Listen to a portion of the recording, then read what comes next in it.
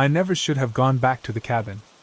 That's what I keep telling myself, over and over, as I sit here typing this with trembling fingers. The doctors say writing it down might help, that articulating the experience could provide some clarity. But I know better. Some things, once seen, can never be unseen. Some knowledge, once gained, can never be forgotten. The cabin belonged to my uncle, or so I thought. A small, unassuming structure nestled deep in the Appalachian wilderness, about 20 miles from the nearest town. After he died last winter, it passed to me, his only living relative. I hadn't been there since I was a child, when we'd spend summers fishing and hiking. Those memories were golden, untarnished by time. Until I went back. I took a sabbatical from my university teaching position, telling everyone I needed time to write my book on modern surveillance culture. The irony of that isn't lost on me now. 3 months in isolation, I'd said. 3 months to focus. What I didn't tell anyone was that I was running from a failed marriage, a career stalling out, an anxiety that had begun to manifest physically, heart palpitations, insomnia, panic attacks. The drive up took nearly 7 hours, the last 2 on unmarked dirt roads that my GPS couldn't track. When I finally reached the clearing, the cabin looked smaller than I remembered. Weather-beaten. Forgotten. As I pulled my car alongside it, I noticed fresh tire tracks in the mud. Strange, I thought. The property manager had assured me no one had been here in months. Inside, everything was coated in a fine layer of dust, except for the kitchen table. It was spotless. On it sat a mason jar filled with wildflowers. Fresh. Perhaps the property manager had left them as a welcome gift. But why clean only the table? I brushed it off as I unpacked my supplies, enough food for 2 weeks before I'd need to make a trip to town. My phone showed no service, as expected. I'd brought a satellite phone for emergencies, but otherwise, I wanted to be disconnected. I set up my laptop on that clean kitchen table, arranged my notes beside it, and felt a momentary surge of peace. This would be good for me. A reset. That feeling lasted exactly 3 days. On the 4th morning, I woke to find my laptop open. I distinctly remembered shutting it down the night before. Power was limited, generated by solar panels on the roof. The screen showed my document was open, but nothing seemed changed. I blamed exhaustion and my increasingly poor memory. That afternoon, I went for a hike, following a narrow trail that wound alongside a creek. About a mile in, I found a small cairn of rocks that hadn't been there during my childhood visits. Balanced on top was a piece of weathered wood, carved with what appeared to be an eye. Just an eye, crude but unmistakable. Probably left by hikers, I reasoned, though I hadn't seen any signs of other people. That night, I struggled to fall asleep. The woods were too quiet. Growing up in the city, I'd become accustomed to ambient noise, traffic, neighbors, sirens in the distance. Here, the silence felt oppressive, broken only by occasional rustling outside. Wildlife, I told myself. Just wildlife. Around 2 a.m., I jolted awake to a sound I couldn't immediately identify. A scraping, then a click. Like someone testing a door handle. My heart hammered as I lay perfectly still, straining to hear. Nothing followed. I convinced myself it was the cabin settling, old wood contracting in the cold night air. Eventually, I drifted back to sleep. In the morning, I checked all the doors and windows. Everything was locked, just as I'd left it. No signs of attempted entry. I laughed at my paranoia and threw myself into work. The next few days passed uneventfully. My writing flowed better than it had in months. I was making progress on my book, though I found myself increasingly drawn to a different topic: the psychological effects of isolation, the way the mind creates threats when deprived of stimulation. Perhaps I'd pivot my research when I returned. On the 8th day, I noticed something on my laptop that sent ice water through my veins. My webcam light was on. Just a small green dot, barely noticeable unless you were looking for it. But I was certain I'd disabled it before leaving civilization, a habit from years of cybersecurity lectures to my students. I forced myself to approach the computer calmly, telling myself there must be a rational explanation.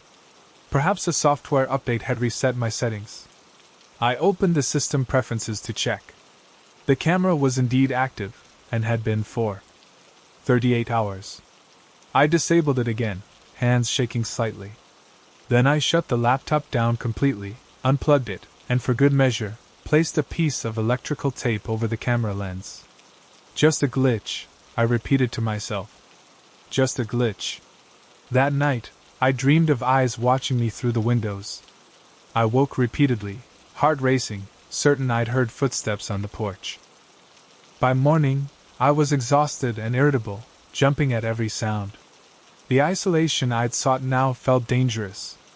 I decided to drive to town for supplies and, more importantly, human contact. I needed to hear another voice, see another face, remind myself that the world extended beyond these woods. But when I went outside, my car wouldn't start. The battery was completely dead. That was when I noticed the cairn of stones, identical to the one I'd seen on the trail, now sitting in front of my cabin door, with the same carved eye on top. My unease crystallized into fear. Someone was here. Someone was watching me. I went back inside and locked the door, grabbing a kitchen knife. I tried the satellite phone, but it showed no signal. Impossible. These phones were designed to work anywhere. Unless something was jamming it. Or someone. I spent that day in a state of hypervigilance, checking and rechecking locks, peering out windows, and trying to convince myself I was overreacting. By evening, I'd almost succeeded. The human mind is remarkably adaptable, even, or especially, in the face of fear. We normalize the abnormal to maintain sanity. That night, I did something I'd been putting off. I explored the small cellar beneath the cabin, accessible through a trapdoor in the kitchen floor. My uncle had always kept it locked when I was a child, claiming it was full of dangerous tools. Now, I needed to check every inch of my surroundings. The narrow wooden steps creaked under my weight as I descended into the musty darkness, flashlight in hand. The cellar was mostly empty, some old jars of preserved food, tools hanging on the wall, a workbench, and a door. A door that, according to the cabin's layout, should have opened into solid earth. My heartbeat roared in my ears as I approached it. It wasn't locked. I pulled it open slowly, revealing a crude tunnel, shored up with timber. It extended into darkness beyond the reach of my flashlight beam. I closed the door quickly, backed away. This wasn't possible. My uncle's cabin couldn't have a secret tunnel. What purpose would it serve? Where did it lead? I returned upstairs and barricaded the trapdoor with the refrigerator, pushing it across the floor with strength born of fear. Then I sat at the kitchen table, knife in hand, and waited for morning. I must have dozed off because I jerked awake to the sound of my laptop booting up. The computer I'd shut down and unplugged was now humming to life, its screen illuminating the dark cabin. I froze, watching in horror as the cursor moved across the screen, opening files, my files, without my input. Someone had remote access to my computer. I lunged forward and slammed the laptop shut. In the sudden darkness, I heard it clearly, breathing. Not mine. Someone else's breathing, coming from the direction of the trapdoor. I ran. Out the front door, into the moonless night, blind with panic. The forest swallowed me whole. I spent that night huddled at the base of a large tree, certain that every snapping twig signaled my imminent discovery. As dawn broke, rational thought began to return. I needed help. I needed to get to town.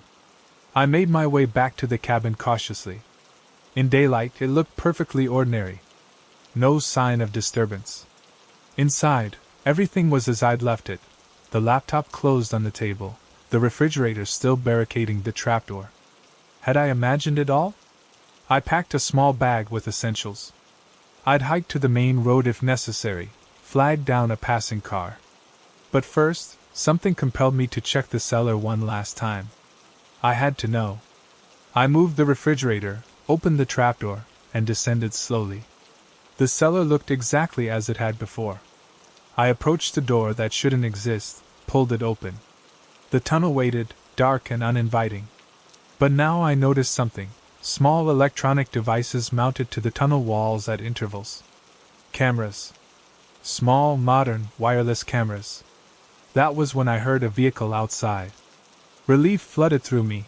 Help had arrived somehow. I rushed upstairs and out onto the porch. A black SUV was parked next to my car. 2 men in dark clothing stood beside it. They weren't surprised to see me. In fact, they looked as if they'd been expecting me. "Professor Davis," one of them said. Not a question. "We need you to come with us." "Who are you?" I demanded, though some part of me already knew. "Your uncle didn't die of natural causes," the man said, ignoring my question. "He discovered something he wasn't supposed to know.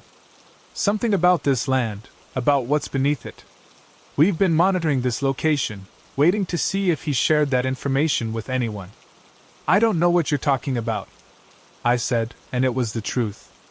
"I haven't been here since I was a child." The man studied me for a long moment. "The tunnel," he said finally.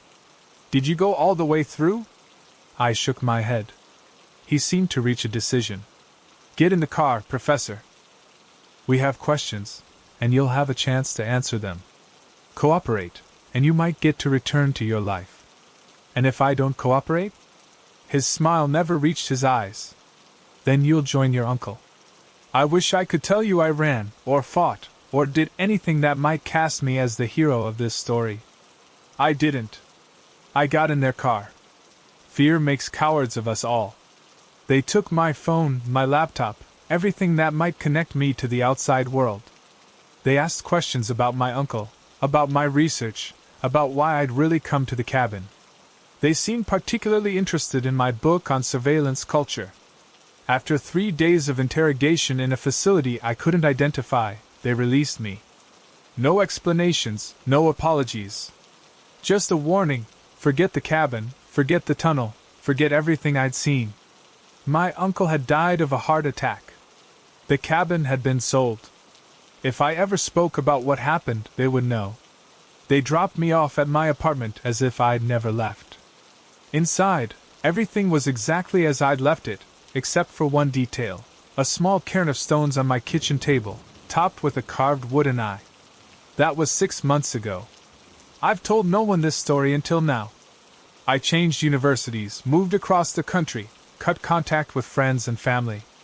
I live in a state of perpetual vigilance, checking for signs of surveillance, never staying in one place too long. Sometimes I almost convince myself it was all a delusion, a mental breakdown triggered by isolation and stress. Almost. But then I remember the cabin that shouldn't have been there, the tunnel that shouldn't have existed, and I know the truth. Something is happening in those woods, something important enough to kill for, to watch for, to wait for. And they're still watching. I can feel their eyes on me even now. If you're reading this, it means one of two things: either I've finally found the courage to share my story, or they've decided I can no longer be allowed to keep it. Either way, remember this: not all horror stories are fiction. Sometimes the monsters are real, wearing suits instead of scales, hiding behind badges instead of masks. Sometimes the cabin in the woods is just the beginning. And sometimes the watcher becomes the watched. The first thing you should know is that I never meant to find it. That's important. I wasn't looking. I wasn't trespassing. I was just a hiker who veered off the main trail to photograph a red-tailed hawk. The second thing you should know is that I've spent every day since then wondering if I should have called the police. But what would I have said? I found a home inside a mountain. They would have dismissed me as crazy or, worse, believed me and gone looking. And whoever built that place clearly didn't want to be found. It was mid-October in the Ozarks. I'd taken a week off work for a solo hiking trip, something I do annually to clear my head. The trails there are magnificent in autumn, the forest floor a tapestry of crimson and gold. I was 3 days into a 5-day trek when it happened. I'd set up camp the previous night near Blackwater Creek, planning to follow it upstream to its source. The morning dawned misty and cool, perfect hiking weather. About 2 hours in, I spotted the hawk perched on a dead pine. I'm an amateur wildlife photographer, and this was too good to pass up. I stepped carefully off the trail, moving deeper into the woods to get a better angle. The hawk flew off, of course. They always do. But by then, I'd wandered maybe 50 yards from the trail and found myself in a small clearing I wouldn't have otherwise noticed. What caught my eye was how perfectly circular it was, too perfect to be natural. And at the far edge, partially obscured by moss and vines, was what appeared to be a rock face with a dark seam running through it. Curiosity got the better of me. I approached the rock wall and realized the seam was actually a narrow gap, just wide enough for a person to squeeze through sideways. Cool air flowed out from it, carrying a faint metallic smell. Using my phone's flashlight, I peered inside. The gap opened to a tunnel that appeared to be man-made, its walls too smooth, its angle too precise. I should have turned back. That would have been the sensible thing to do. But I've never been sensible when it comes to exploration, and something about this felt important. I took a deep breath and squeezed through. The tunnel extended about 15 feet before opening into a larger space. As my flashlight beams swept across it, I froze. I was standing in what could only be described as a living room. A living room inside a mountain. It wasn't crude or makeshift like some survivalist camp. This was meticulously constructed, walls smoothed and painted a soft white, wood flooring laid precisely, recessed lighting built into the ceiling that, thankfully, wasn't currently active. There was furniture, a couch, a coffee table, 2 reading chairs. All of it looked like it had been ordered from a mid-range catalog, unremarkable, comfortable, normal. Except for where it was. The room branched off in 3 directions. To my right, a kitchen with stainless steel appliances. How had someone brought a refrigerator through that narrow entrance? To my left, what appeared to be a hallway leading deeper into the cave. And straight ahead, a desk with 3 large computer monitors, all dark. My heart pounded so loudly I was certain it would alert whoever had built this place. But the cave home remained silent save for the soft sound of moving air. There had to be ventilation somewhere. I stood rooted to that spot for what felt like minutes, every instinct screaming at me to leave. But a stronger impulse, the need to understand, propelled me forward. I moved to the computer desk first, careful not to touch anything. Beside the keyboard was a notebook, open to a page filled with what looked like code. And next to that, a framed photograph. The photo showed a family of 4, mother, father, teenage boy, and young girl, standing in front of a suburban house with a sold sign in the yard. Their faces had been methodically scratched out with something sharp. A sound escaped me then, something between a gasp and a whimper. I turned toward the hallway, knowing I should leave but unable to stop myself from looking further. The hall led to 3 doors. The first opened to a bathroom, surprisingly modern with a shower stall and composting toilet. The second was a bedroom with a single twin bed, neatly made. A child's bedroom, from the looks of it, though there were no toys, no decorations, just the bed, a small dresser, and a wooden chair. It was the third door that changed everything. This room was different. The walls were covered with newspaper clippings, printouts, and maps, all connected by red string. A massive conspiracy board, like something from a detective show, but far more disturbing because of its obsessive detail. Most of the material centered on a single family, their movements, habits, schedules. Photos showed them at school events, shopping, walking their dog. In some, their faces were circled in red.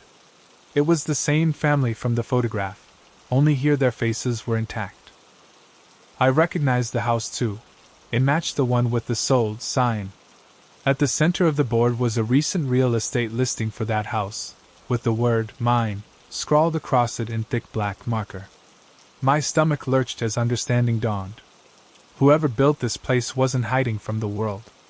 They were watching it. Watching one specific family. The family that had bought their house. I backed out of the room, pulse racing. That's when I heard it, the unmistakable sound of the cave entrance scraping open. Someone was coming in. I killed my flashlight instantly and pressed myself against the wall of the hallway, mind racing. There was nowhere to hide, nowhere to run. The entrance was the only way out that I knew of, and someone was now between me and freedom. Footsteps echoed through the cave home, unhurried and familiar. A switch clicked, and lights flickered on in the main room, spilling into the hallway. I held my breath. "Hello?" A man's voice, surprisingly ordinary. "I know you're in here. I saw your backpack outside." My backpack. In my shock at discovering the cave, I'd set it down before entering. How could I have been so careless? "I'm not going to hurt you," the voice continued. "I just want to talk." There was something in his tone, a practiced calmness that felt rehearsed rather than genuine. I remained silent, calculating my chances if I made a run for it. "Not good." "Are you a hiker?" he asked the empty air. "Just got lost and stumbled upon my home?" "That happens sometimes. More often than you'd think." His footsteps moved toward the kitchen. I heard the refrigerator open, the clink of glass. "I've put a lot of work into this place. 8 years. Started digging it out when my company downsized. Wife left 6 months later, took the kids." A pause. "You probably saw their picture. I keep it to remind me why I'm doing this." The footsteps moved again, closer to the hallway. I pressed myself harder against the wall, as if I could somehow melt into it. "They're living in my house now," he continued. "New family. Don't appreciate it like we did. They're changing things. Painted the blue bedroom yellow. Tore out the maple tree I planted when my son was born." His voice hardened. "They don't deserve it." He was at the entrance to the hallway now. If he turned, he would see me.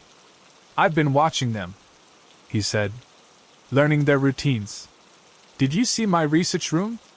Very thorough. The father leaves for work at 7:15 every morning. Kids catch the bus at 7:30. Mother works from home on Mondays and Wednesdays, goes to the office other days.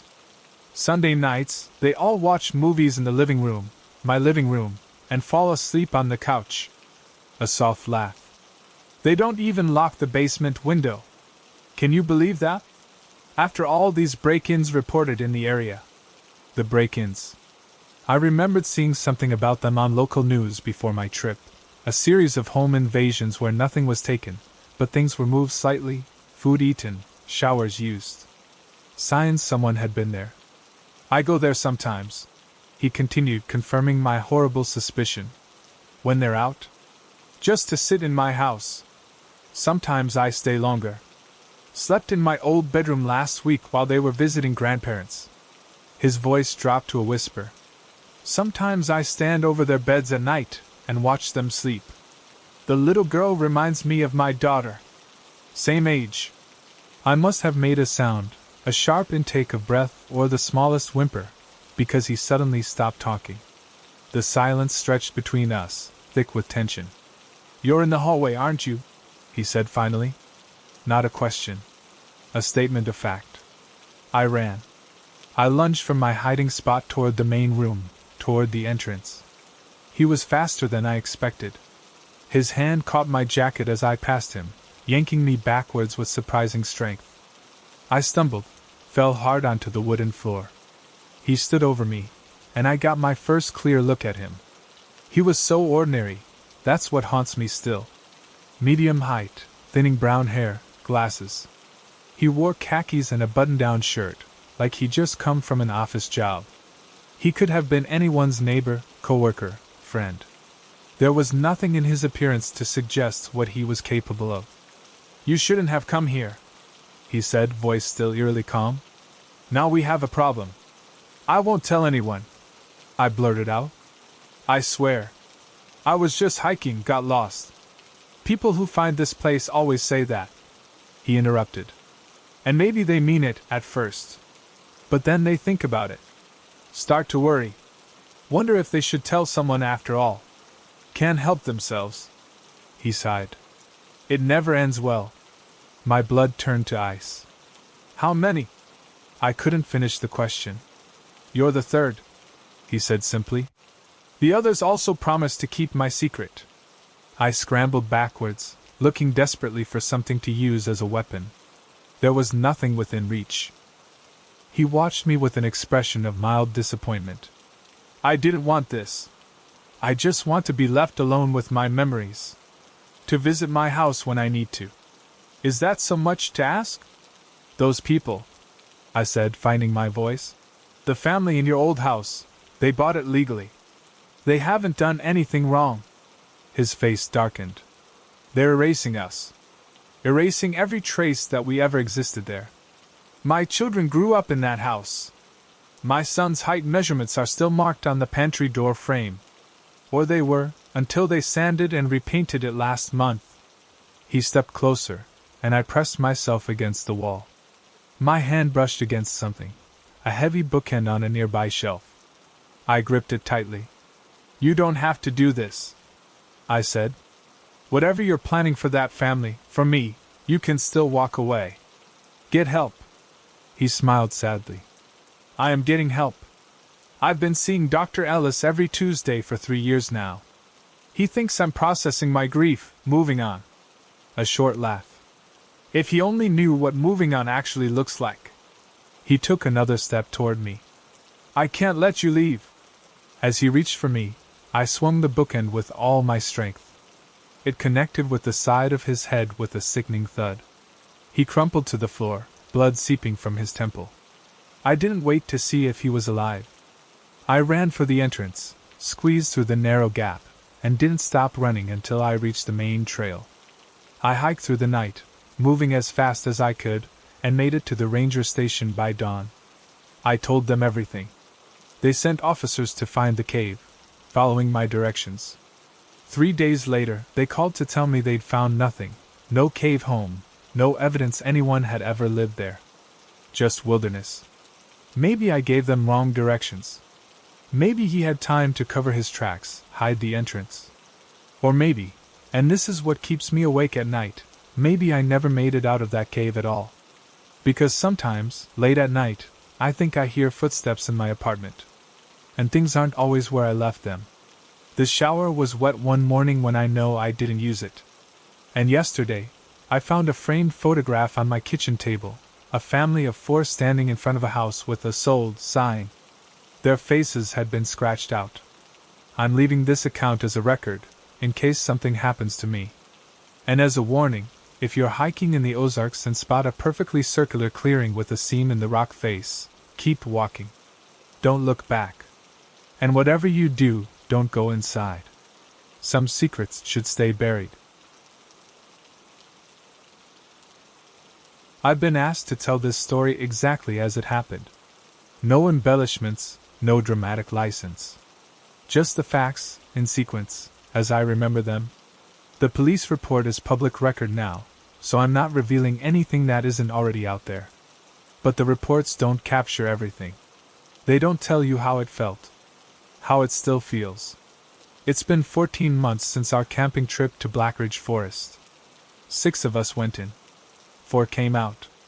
The official investigation concluded with terms like tragic accident and exposure.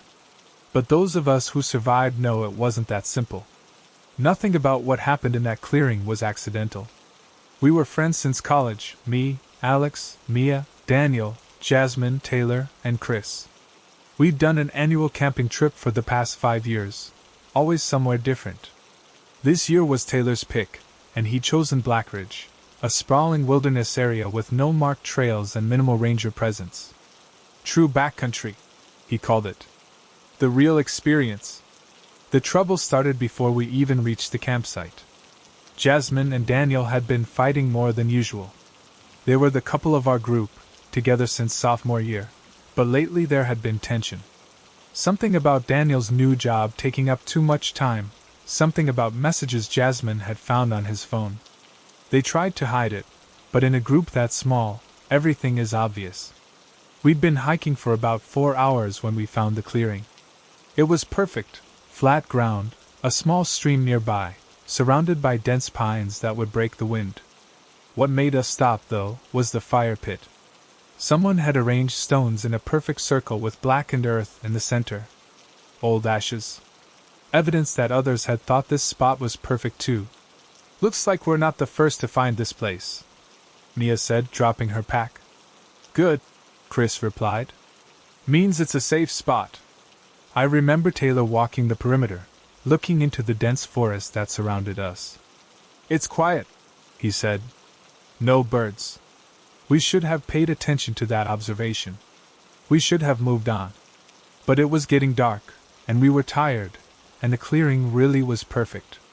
Setting up camp took less than an hour. 2 tents for the couples, Jasmine and Daniel in one, Taylor and Mia in the other. Chris and I would share the third. We got a fire going in the existing pit, heated our freeze-dried meals, and passed around a bottle of whiskey Taylor had packed. That's when Jasmine brought up the legend. "You guys know why this area is called Blackridge, right?" she asked, firelight flickering across her face. We didn't. "Local story says a group of hikers went missing here in the 90s. 5 people. They found their campsite intact, food still cooking, tents set up, but no sign of the hikers themselves. Except for strange symbols carved into the trees around their camp. Urban legend," Daniel said dismissively. "Every forest has one." "Maybe," Jasmine conceded. "But I read news articles about it before we came. The hikers were real. They really disappeared. Probably got lost, died of exposure," Chris suggested. "Happens all the time." "All 5 together?" Jasmine challenged. "Without taking any of their gear? Without a struggle?" I remember the uncomfortable silence that followed. The way the fire seemed to dim slightly, as if responding to her words.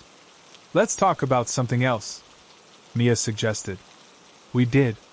The conversation moved on to jobs, relationships, the usual catching up that filled our annual trips. But something had shifted. A subtle uneasiness had crept in. I noticed Taylor scanning the tree line more frequently, and Chris checking his phone despite knowing there was no service. We turned in around midnight. The forest was absolutely silent by then, no wind, no animals, just the occasional crack of cooling embers from our fire. I remember lying in my sleeping bag, listening to Chris's steady breathing beside me, unable to shake the feeling that the silence was somehow attentive. As if the forest was holding its breath, waiting. I must have fallen asleep eventually, because I woke suddenly to Chris shaking my shoulder. "Alex," he whispered. "Do you hear that?" I listened. At first, nothing. Then, faintly, what sounded like humming. A melody I almost recognized but couldn't quite place. "Is that coming from one of the other tents?" I asked. Chris shook his head. "It's outside. In the trees." We debated waking the others but decided against it. Probably an animal, we reasoned, or the wind playing tricks. Eventually, the humming stopped, and we drifted back to sleep. Morning brought a heavy mist that clung to the clearing. I was first up, rekindling the fire from last night's embers when Daniel emerged from his tent alone. "Jasmine go to the stream already?" I asked. He looked confused. "No, she's not in the tent. I assumed she got up early." But no one had seen Jasmine. Her sleeping bag was empty, her boots still neatly placed outside the tent. Her phone lay charging on her portable battery pack. We spent the next hour searching the immediate area, calling her name. The dense fog made it difficult to see more than 20 feet in any direction. Mia suggested Jasmine might have gone to use the bathroom in the night and gotten disoriented in the dark. "She would have taken a flashlight," Daniel insisted. "And she wouldn't just wander off." We expanded our search area, moving in pairs. Taylor looked increasingly concerned. "We need to get help," he said finally. "We're a 6-hour hike from the trailhead, and there's no cell service here." It was decided that Taylor and Daniel would hike back to find a ranger, while the rest of us continued searching and maintained camp in case Jasmine returned. They packed light bags and set off, promising to return with help as quickly as possible. The day dragged on. The fog never fully lifted, giving the clearing an isolated, timeless quality. By mid-afternoon, Chris, Mia, and I had searched every possible direction for at least a mile. No sign of Jasmine. "Maybe she and Daniel had a bigger fight than we realized," Mia suggested as we sat around the fire. "Maybe she decided to hike out alone in the night. Without her boots?" I countered. "Without her phone?" In pitch darkness with no trail? Mia had no answer for that. That night, the three of us huddled closer to the fire than necessary. None of us wanted to acknowledge the fear, but it was there, palpable. We took turns staying awake, ostensibly to keep the fire going, but really to watch. To listen. During my shift, around 3 a.m., I heard it again, that same humming. Closer this time. I woke Chris and Mia immediately. We stood together, flashlights pointed outward, scanning the dense wall of trees that surrounded our clearing. "Hello?" Mia called. "Jasmine? Is that you?" The humming stopped abruptly. Then, from the darkness, came a voice, not quite Jasmine's, but close enough to make my skin crawl. "Come see," it said. "Come see what I found." Chris took a step toward the trees, but I grabbed his arm. "Don't," I whispered. "It could be Jasmine," he hissed. "She could be hurt." "That's not Jasmine," Mia said with certainty. Her face had gone pale. We retreated to the fireside, backs to each other, watching the tree line until dawn. None of us slept. Morning brought no fog, but no sign of Taylor and Daniel either. They should have reached the trailhead by nightfall the previous day. Even if they'd camped overnight before continuing to the ranger station, they should have been back with help by now. "Something's wrong," Chris said, stating the obvious. "We need to leave." We agreed. We'd pack up, mark our trail clearly, and hike out together. We could send help back for Jasmine and the others once we reached civilization. That's when we noticed the carvings. They hadn't been there the day before, I'm certain of it. Crude symbols cut into the bark of every tree that bordered our clearing. Circles with lines through them. Eyes almost watching. Mia became hysterical. "We need to go right now," she kept saying. "Right now." We packed in record time, leaving the tents and taking only what we could carry in our day packs. As we were doing a final sweep of the camp, Chris found it, Jasmine's journal, open to a new entry. An entry dated the day before. "I know the truth now." It read in handwriting that was jagged, rushed. "They weren't hikers who disappeared. They were campers like us. And they're still here. In the trees. In the ground. They've been watching us since we arrived. They need new friends to join their game. I hear them humming. Such a beautiful sound." The last line was written larger, pressing harder into the page. "Don't listen to the humming.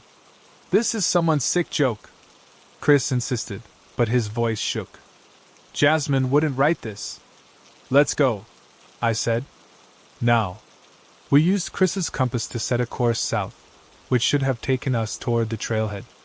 We walked quickly, marking our path with strips of bright fabric torn from Mia's shirt. We'd been hiking for maybe 2 hours when Chris stopped suddenly. "Do you smell that?" A faint odor of wood smoke drifted through the trees. "We're going in circles," Mia realized, panic edging into her voice. "That's our campfire." "Impossible," I said. "We've been walking straight south." But even as I said it, I knew she was right. The smell was growing stronger. We pushed through a dense patch of underbrush and found ourselves back in the clearing. Our clearing. The fire was still smoldering. The abandoned tents stood exactly as we'd left them. But something new had been added to the campsite. 5-day packs, our own packs, which had been on our backs moments before, were arranged neatly around the fire pit. And sitting propped against them were 5 dolls, crudely fashioned from twigs and pine needles, with faces drawn on bits of fabric. One for each of us, plus Taylor and Daniel. Jasmine's doll was different. Its twig body had been broken, its fabric face torn. Mia screamed. Not a short cry, but a sustained, primal sound that seemed to echo through the entire forest. She ran to the center of the clearing, spinning around, shouting into the trees. "What do you want? What the hell do you want from us?" Chris tried to calm her, but she shoved him away. That's when we heard it, the humming. Coming from everywhere and nowhere. That almost familiar melody. And Mia's expression changed. The fear drained away, replaced by something else. Recognition. Wonder. "I know this song," she whispered. Before we could stop her, she walked toward the trees, toward the sound. Chris ran after her, caught her arm. Mia, stop! She turned to him with a smile that wasn't hers. Too wide, too many teeth.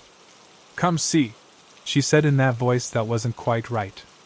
Come see what I found. Chris let go of her arm as if burned. We watched, frozen, as Mia walked into the forest. The underbrush seemed to part for her. The humming crescendoed, then faded, taking her with it. I don't remember much after that. Chris and I tried to run. We abandoned everything, just ran blindly through the forest. At some point, we got separated. I kept running until I collapsed from exhaustion. When I woke, it was night. I could see a light in the distance, moving, artificial. A flashlight. I followed it, beyond caring if it was rescue or something worse. It was a search party. They'd found one of our fabric markers and tracked me from there. They told me Chris had stumbled onto a logging road that morning. A driver had picked him up, taken him to the nearest town. He'd been incoherent, talking about humming and watching eyes, but had managed to give enough details to launch a search. The rangers found no sign of Jasmine, Taylor, Daniel, or Mia. No evidence of our campsite in the clearing, which they couldn't locate despite my attempts to guide them. The official report concluded that my friends had likely become separated, disoriented, and succumbed to the elements or injuries from falls. Chris committed suicide 3 months after our return. Hanging.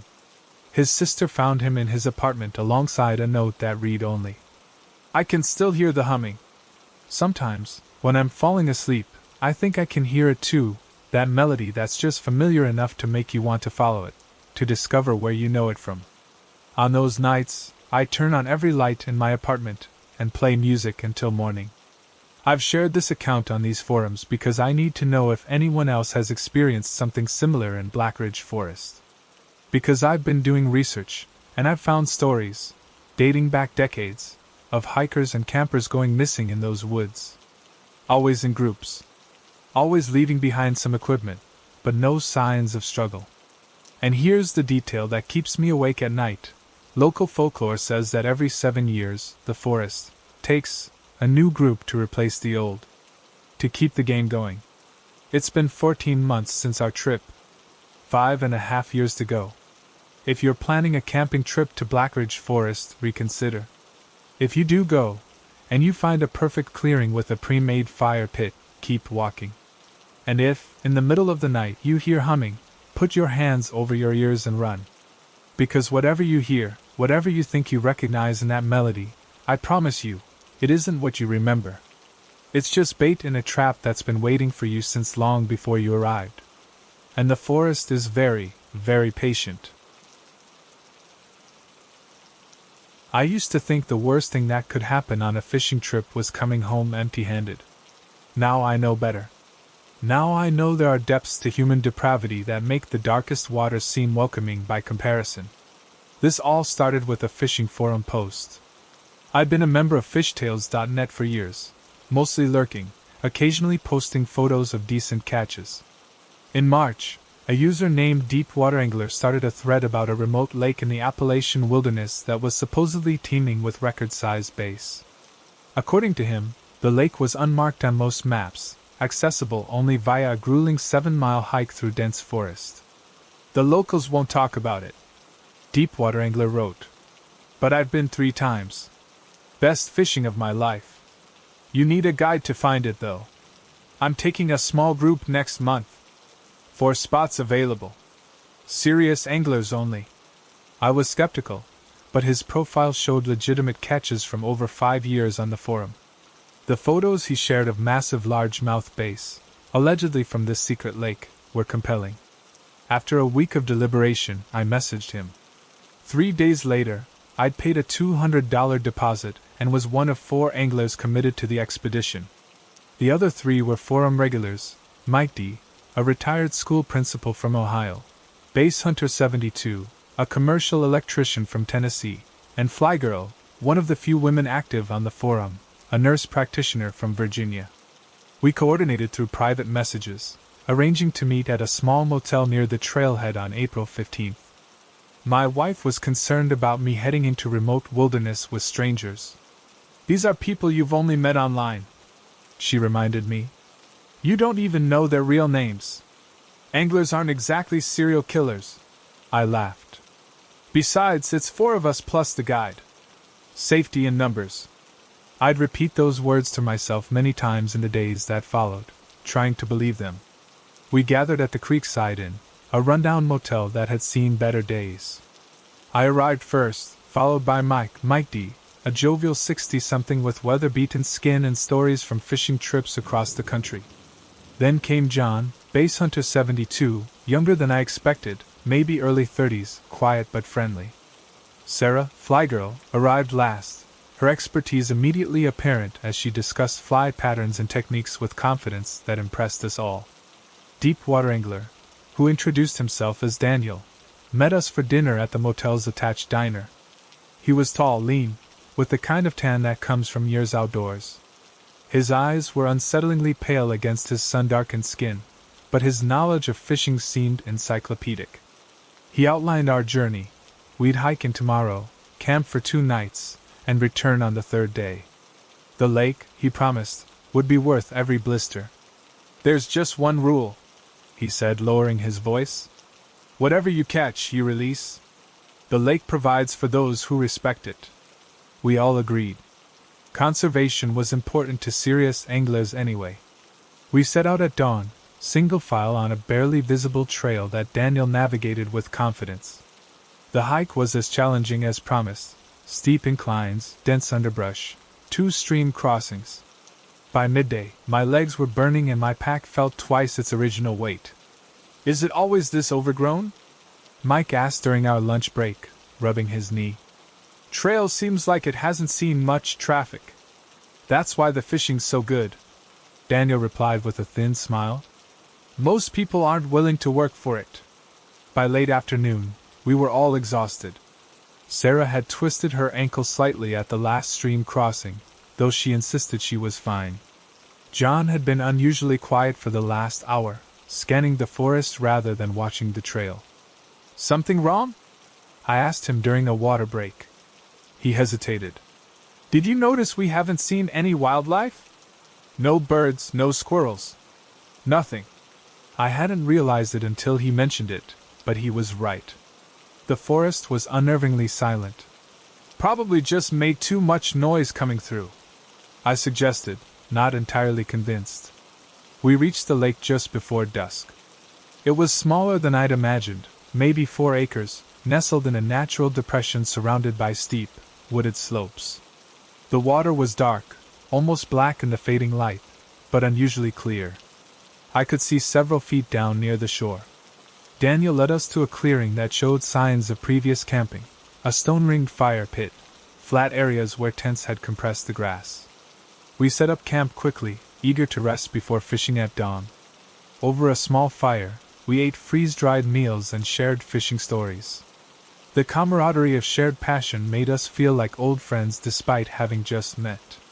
Only Daniel remained somewhat apart, tending the fire, offering occasional comments but never personal anecdotes. As darkness fell completely, the silence John had noticed became impossible to ignore. No owls, no insects, no rustling leaves despite a light breeze. Just the occasional pop from our fire and the soft lapping of water against the shore. "Why is it so quiet?" Sarah finally asked, voicing what we were all thinking. Daniel looked up from the fire. "The lake dampens sound. Something about the geography." He stood abruptly. "We should sleep. Dawn comes early, and that's when the big ones feed." I was assigned first watch.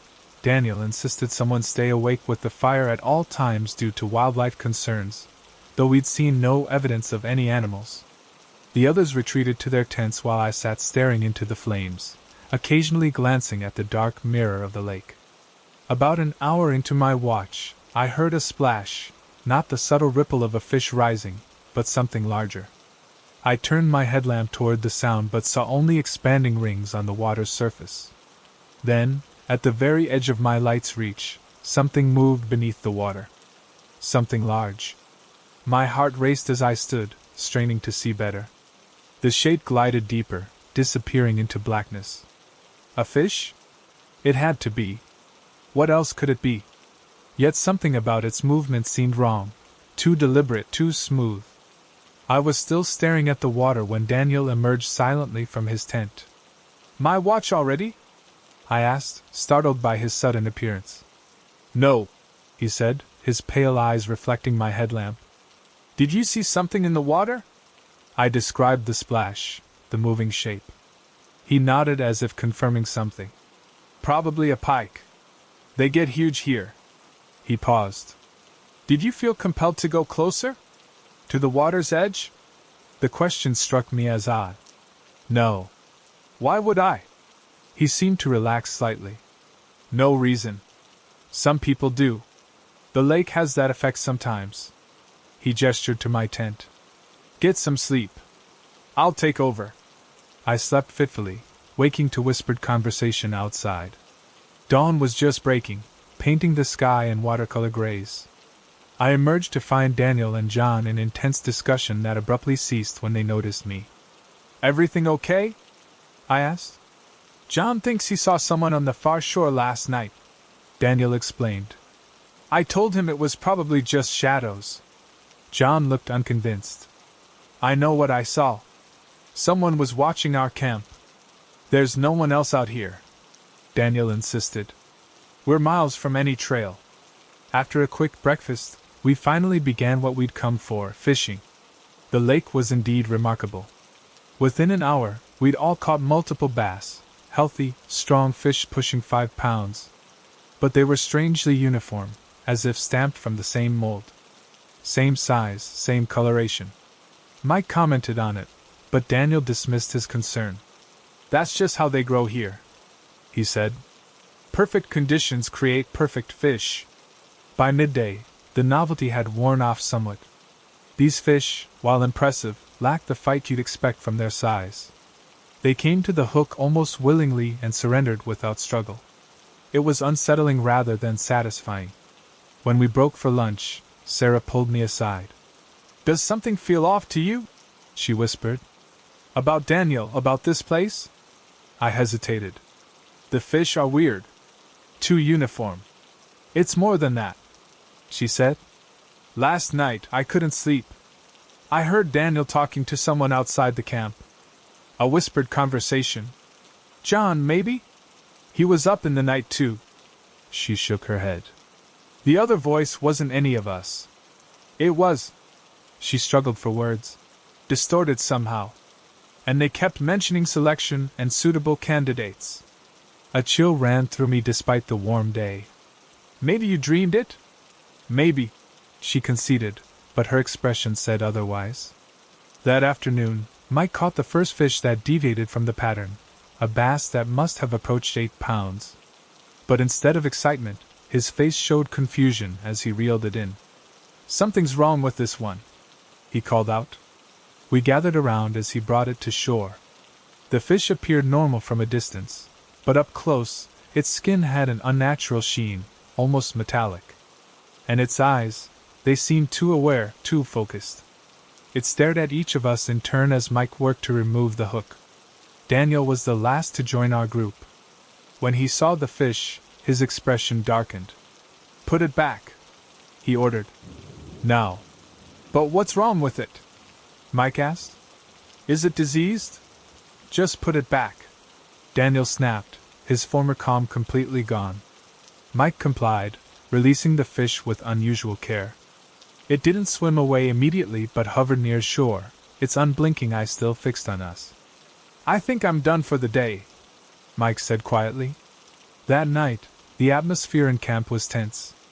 Daniel disappeared for over an hour, claiming he needed to check something around the lake's perimeter. John and I took inventory of our supplies, silently acknowledging we were both thinking about leaving early. Sarah stayed close to the fire, her earlier confidence diminished. Mike seemed distracted, repeatedly looking toward the lake where he'd caught the strange fish. When Daniel returned, his demeanor had changed completely. The stern tension was gone, replaced by forced joviality. He broke out a flask of whiskey, insisting we all drink to successful fishing. The alcohol loosened the atmosphere slightly, though none of us fully relaxed. I took second watch that night. The fire had burned low when Mike emerged from his tent and walked to the water's edge. His movements were stiff, mechanical. "Mike?" I called softly, not wanting to wake the others. He didn't respond. I followed him to the shore. He stood with his toes at the water line, staring into the darkness. "They're calling me," he said in a flat voice unlike his usual warm tone. "Can't you hear them?" "There's nothing out there, Mike," I said, reaching for his arm. "Come back to the fire." He turned to face me, and in the dim light, I could see his eyes had the same unnatural sheen as the fish he'd caught. Too reflective, too aware. "They chose me," he whispered. "I'm suitable." Before I could react, he stepped backward into the water. I lunged for him, but he moved with sudden speed, wading deeper until the dark water reached his chest. "Mike, stop!" I shouted, no longer concerned about waking the camp. He smiled, a terrible, empty expression, and said clearly, "The lake provides for those who respect it." Then he leaned backward and disappeared beneath the surface. I splashed in after him, screaming his name. The commotion woke the others. Sarah and John joined the search while Daniel watched from shore, making no move to help. We found no trace of Mike. No body, no air bubbles, nothing to indicate a struggle. He'd vanished as completely as if he'd never existed. When we finally gave up and returned to shore, Daniel was calmly packing his gear. "We need to leave," he announced. "Now. While there's still moonlight." "Are you insane?" John shouted. "Mike is out there somewhere. We need to find him. Call for help." "There's no help to call," Daniel replied evenly. "No signal out here. And Mike is gone. The lake took him." "What the hell does that mean?" I demanded. Daniel's pale eyes fixed on mine. "It means we made a mistake bringing you here. Only Mike was suitable. The others were disappointed." "Others?" Sarah asked, her voice shaking. "Who are you talking about?" For a moment, Daniel seemed to consider telling us something. Instead, he shouldered his pack. "If you're smart, you'll follow me out now. If you stay until morning." He shook his head. "The lake gets hungry." He walked away without another word, disappearing into the tree line. We stood in stunned silence, the implications of his words sinking in. "We can't leave," Sarah insisted. "Not without knowing what happened to Mike." So we stayed, huddled by the fire, taking turns watching the water. None of us slept. As dawn approached, I noticed something disturbing. The lake level seemed to be rising, the shore gradually disappearing beneath the advancing water. Yet there had been no rain. "We need to go," I said, trying to keep the panic from my voice. "Now." We packed quickly. As we shouldered our gear, I glanced back at the lake one last time. The surface was no longer still. It rippled and churned with movement, hundreds of identical bays swimming in concentric circles, creating a whirlpool effect. And at the center, something larger broke the surface momentarily, something with the metallic sheen of the fish Mike had caught, but much, much bigger. We ran. We abandoned the trail, using only the rising sun to guide us east, away from the lake, away from whatever lived in its depths.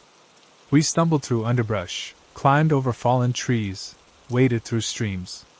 By nightfall, we reached a marked trail. By midnight, we found a road.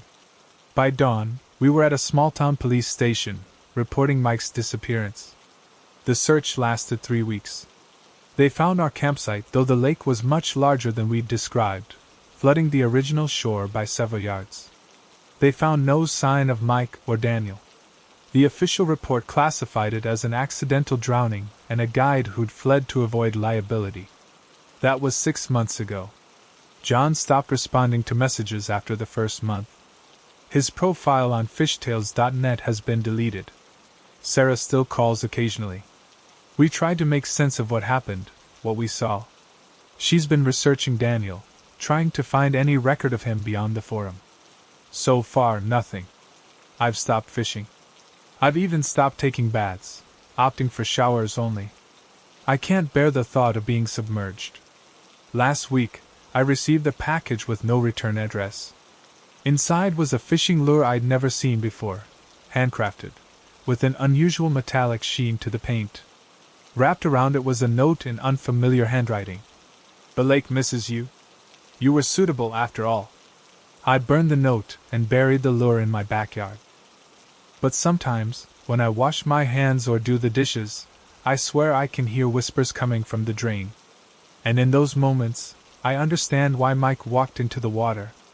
I understand the terrible allure of submission, of becoming part of something vast and ancient and patient. If you fish the remote lakes of Appalachia and meet a sun-darkened man with pale eyes who offers to show you an unmarked fishing spot, run. Don't look back. Don't listen when the water calls your name. And if you ever catch a fish with eyes too knowing, too aware, release it immediately. Then find the deepest, driest place you can, and pray it forgets your scent. Thanks so much for watching. I can't express enough how much your support means. The likes, the comments, it all really helps the channel grow. If you enjoyed the video, make sure to hit that like button and share your thoughts in the comments below. I always take the time to read them. And don't forget to subscribe so you never miss out on any new videos. See you next time.